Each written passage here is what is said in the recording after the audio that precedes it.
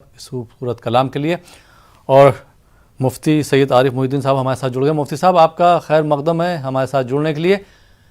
اور سب سے پہلے ایک سوال کرنا چاہوں گا، جیسا کہ اکثر لوگ پوچھتے ہیں کہ جیسے سحری کر لی اور اس کے بعد سحری کا وقت بھی ختم ہو گیا لیکن اذان نہیں ہوئی ہے، تو کیا نماز پڑھ سکتے ہیں یا اذان سن کے ہی پھر ہمیں نماز پڑھنا ہے؟ جی جی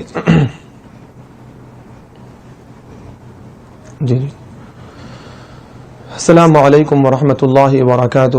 الحمد للہ رب العالمین والصلاة والسلام علی اشرف الانبیاء والمرسلین وعلی آلہ واصحابہ اجمعین. محترم ناظرین کرام، اللہ رب العزت نے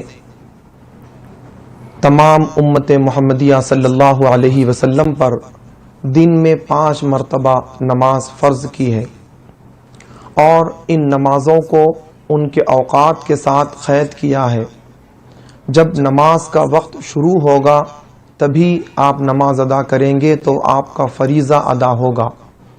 وقت سے پہلے نماز ادا کرنے پر وہ فریضہ ادا نہیں ہوگا، کیونکہ نماز کے جو شرائط ہیں یعنی نماز سے پہلے کی جو شرطیں ہیں اس میں بدن کا پاک ہونا، کپڑوں کا پاک ہونا، جگہ کا پاک ہونا، سطر کا چھپانا، قبلہ رخ ہونا، نیت کرنا، اور اسی کے ساتھ نماز کا وقت ہونا بھی شرط ہے. نماز کا وقت ہوئے بغیر اگر ہم نماز پڑھیں گے تو وہ فریضہ ادا نہیں ہوگا.